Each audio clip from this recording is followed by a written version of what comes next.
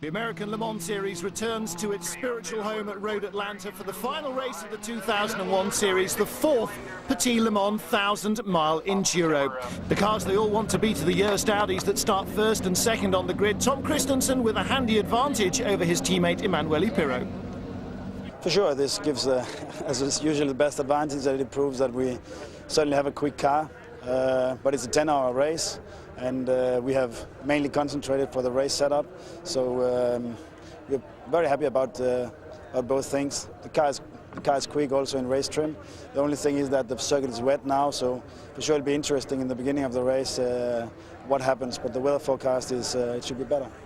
After overnight rain, most cars left the pits on wet weather tyres, but the track now dry enough to start on slicks, and the forecast suggests a dry race, a good thing, with 41 cars on a 2.5-mile track. The Works Audis lock out the front row, the privateer cars slip between the pair of red penalties, and between the caddies is the Dyson Riley and Scott with John Field's Lola in 10th. 675 class leader Didier de Radiguez. The GTS pole goes to last year's winner Andy Pilgrim. Ricard Rydell rounds out the top 20 in the ProDrive Ferrari. And the GT pole, well, that has been won by JJ Leto, the first of 3 BMWs in the top 3 in the class.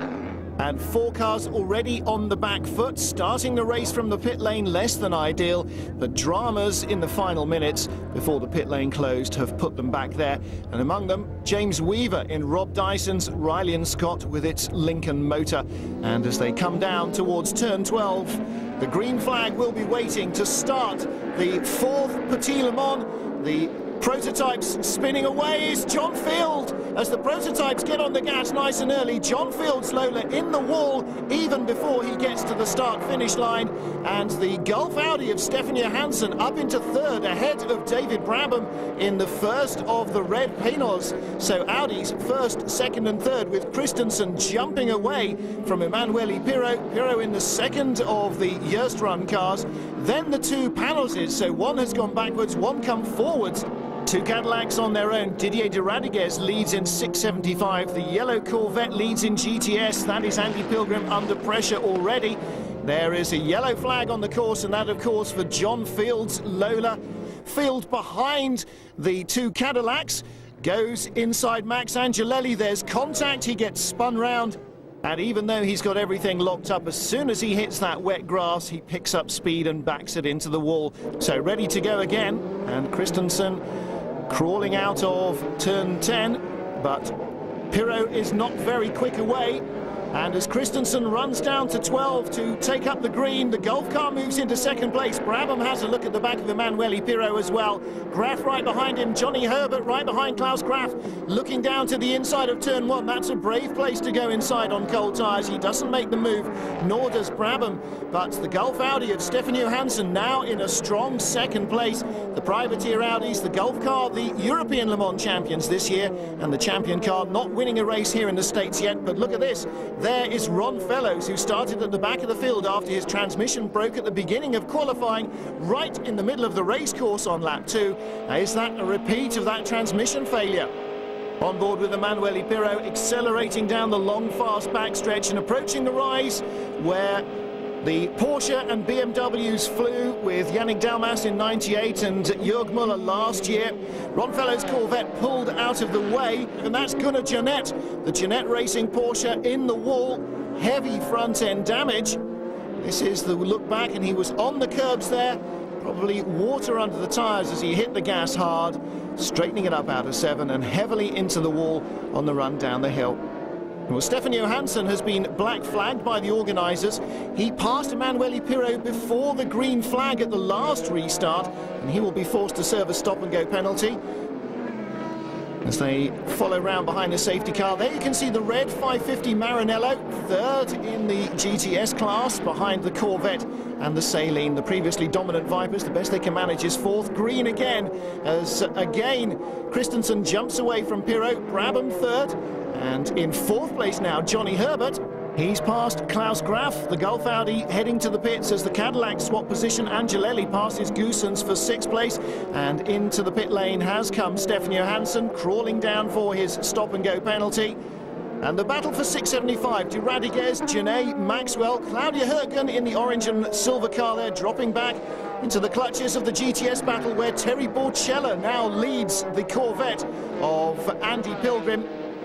Pilgrim won last year with the last lap pass of the Oreca Viper. Wonder if he'll have to leave it that late here.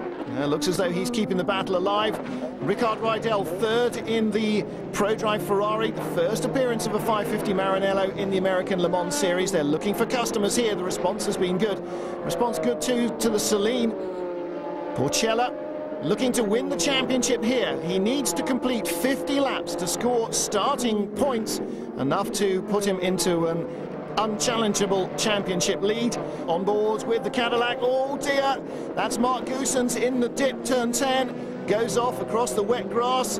De Radiguez, Janae have gone by, and Scott Maxwell as well, so the top three in 675 pass him. Here is the GT leader, JJ Leto. Dirk Muller in second place in the other Schnitzer BMW, first and second in the class. Hanstuck third in the PTG BMW. But at the moment, it's the Schnitzer cars that are running away with it in GT.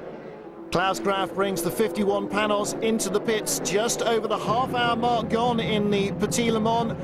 And the car was badly damaged in first qualifying. Debris broke the brake line. He went off heavily at turn 4. It had a gearbox problem when it was rebuilt for the second session.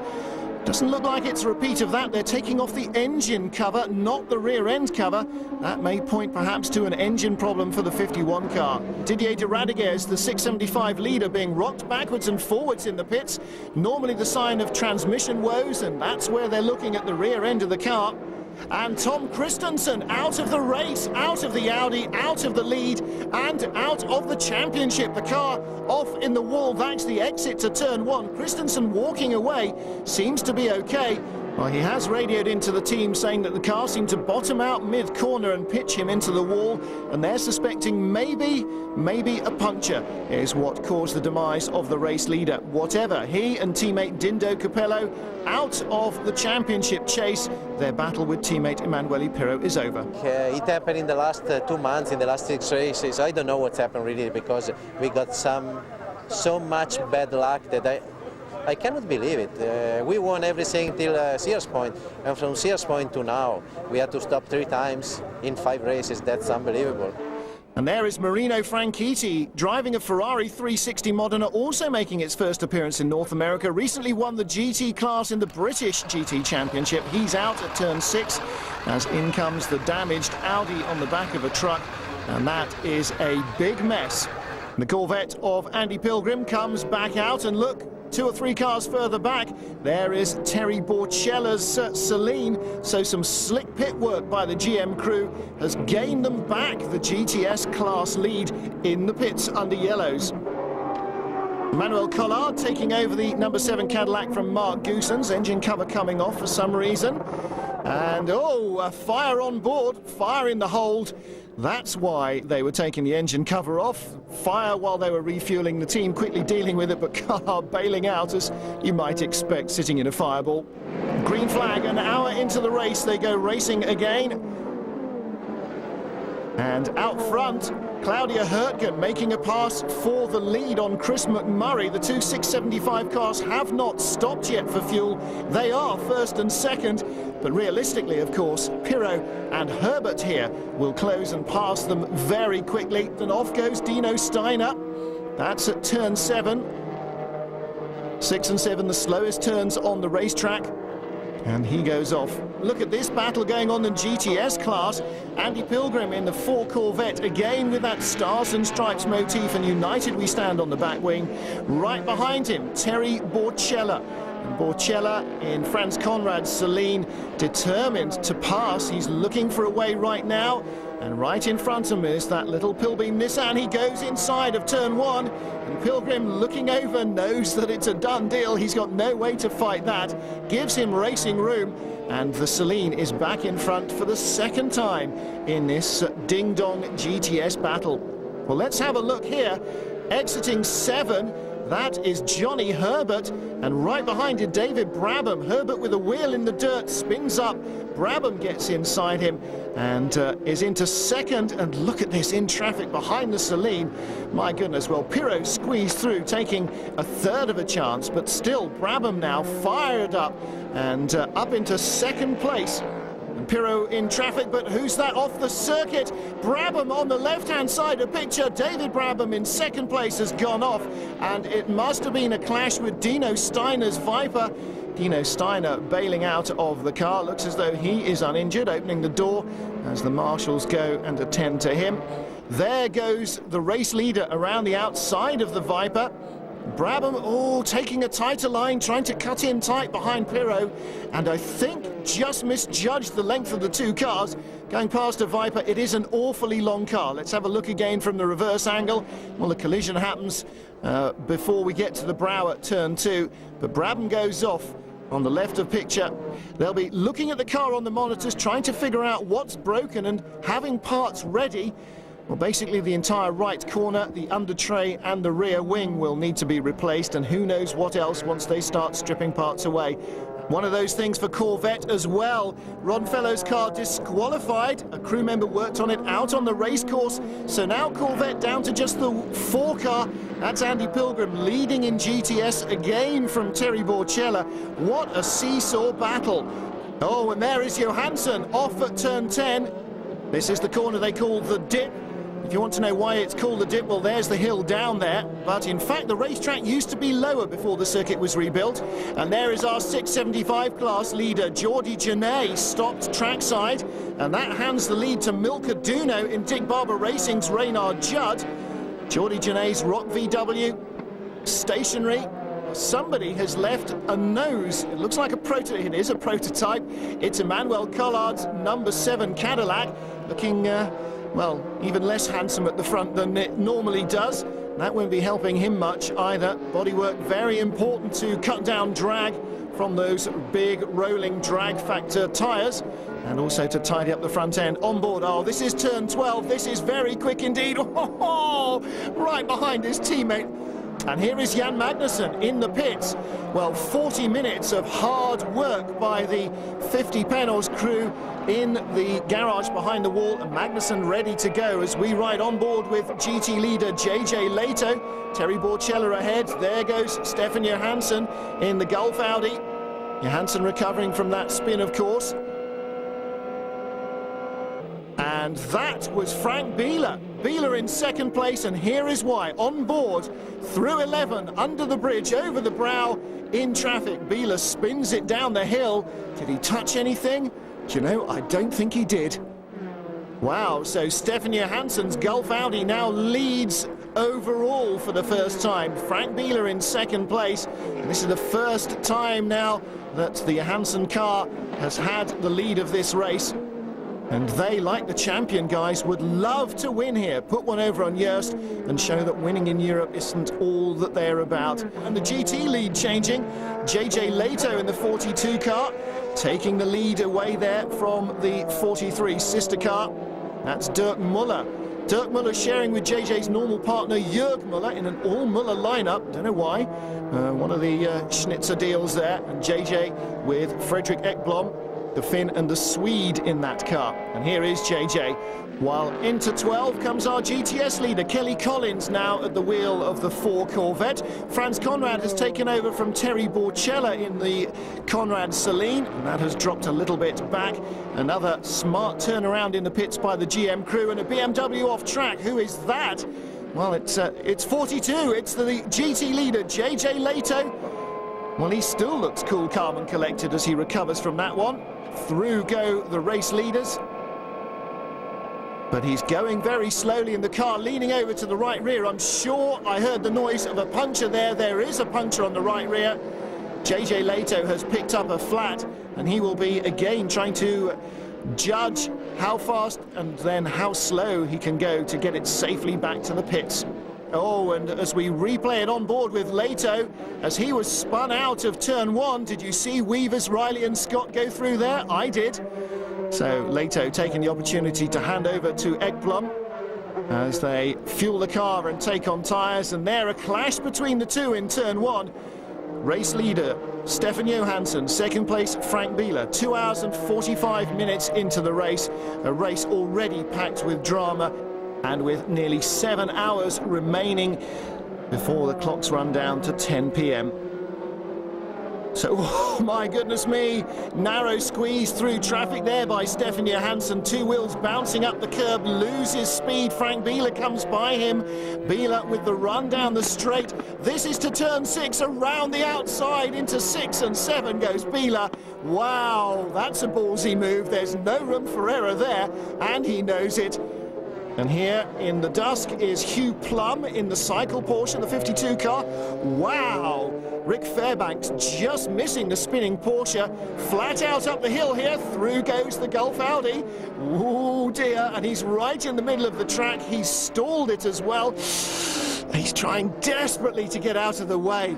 More drama as dusk approaches. Frank Biela leads behind the safety car in a full course yellow period, and further back in the queue, the second place Gulf Audi Stefan Johansson. Here's Max Angelelli in the Cadillac, both caddies still running. Well, recovering from their early dramas, this is Jan Magnussen in the factory Panos, the much delayed car, often the fastest on the racetrack. And as we get back to green flag racing here between the champion Audi of Andy Wallace and the Gulf Audi, Magnussen making up places.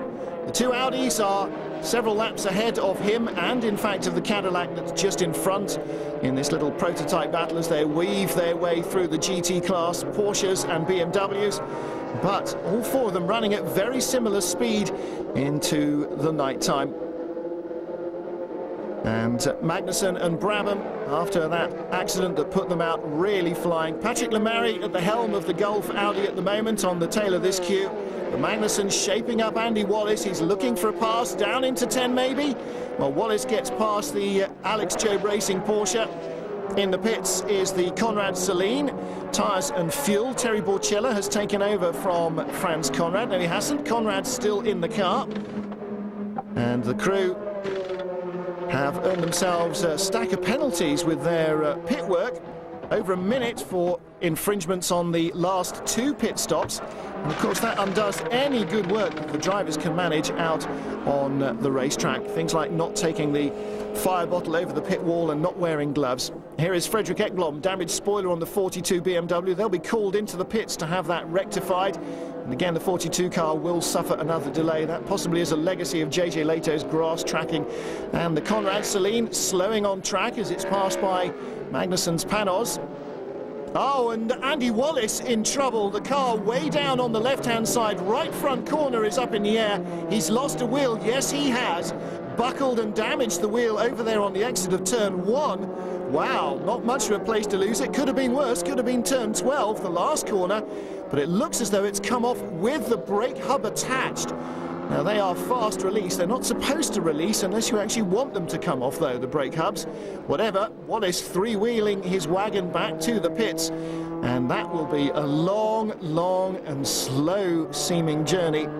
And look at the brake lights flash on there as Patrick Lemary sees the Wheel Park Company with the car in front of him.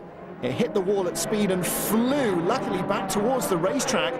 Well, here is the Conrad Celine back on track. And long, long ago, Terry Borchella tied up the GTS class title in the 2001 championship. He only needed to do 50 laps from the start of the race, and he did start the race. And he now is the 2001 champion. But the GTS win here looks as though it will not go his way. Scott Maxwell, the 675 leader, shares this car with fellow Canadian John Graham and Venezuelan driver Milka Duno. And the three of them comfortably leading the 675 class in Dick Barber Racing's second string Lola Judd. Normally the Didier de Radiguez headed team would have been expected to be the quicker, but they went out way before the end of the first hour even, leaving their teammates in a commanding position. And dramas now for Andy Pilgrim, Kelly Collins and Frank Frion, the 4 Corvette in the pits. The crew changing the brakes but at 7.5 hours into the race, they do have a couple of laps in hand over their next challenger in GTS, the Conrad Celine. So taking the option, better safe than sorry. Better to spend time in the pits than risk ending the race in the wall.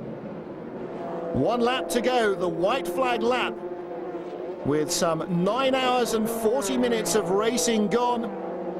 On to the last lap they go. Johnny Herbert with Andy Wallace will take a podium finish with the champion Audi. Ahead of them, the Johansson privateer car in second place, and the Joest Sport Audi, the works car, which will motor on to victory through the darkness. And it'll be a very welcome victory for Frank Biela and Emanuele Pirro, who will join the team on the pit wall and celebrate the fact that he, and because of the vagaries of the scoring system, he alone is the 2001 American Le Mans Series LMP champion and the overall series champion. So Biela and Pirro win for Audi. A very convincing victory indeed. Their rivals had problems, had accidents, but most of all, the number 2 car avoided them. And the GTS class, like at Daytona, like at Le Mans, going to the factory Corvettes. And Andy Pilgrim winning for a second year as Emanuele Pirro wells up with emotion. The championship is finally his. The 675 class, Milka Duno, the Venezuelan lady, brings Dick Barber Racing's car across the line to win the category comfortably. What a way for her to finish her season. And for Jörg Müller, he failed to win here the last 2 years. This time he's second as well in the GT class behind Hans-Stuck Borisset and Bill Auberland's PTG BMW. But Jörg Müller wins the Drivers' Championship, and perhaps the greater goal that has been. So the GTS class going to the Corvette, the GT class going to the BMWs, but the overall victory going to the number 2 Audi of Biela and Pirro, and 675 going to Milka Duno, John Graham and Scott Maxwell. It has been really, really good because I came here trying to win the championship, not trying to win the race, and of course winning the race besides the championship is fantastic. It's a 10-hour race, it's very, very long. A lot of things are going on in this distance, and I'm very, very happy. Well, what a great event the 4th Petit Le Mans was. 1,000 miles of incident, accident, excitement and drama from the first lap to the last. A great race.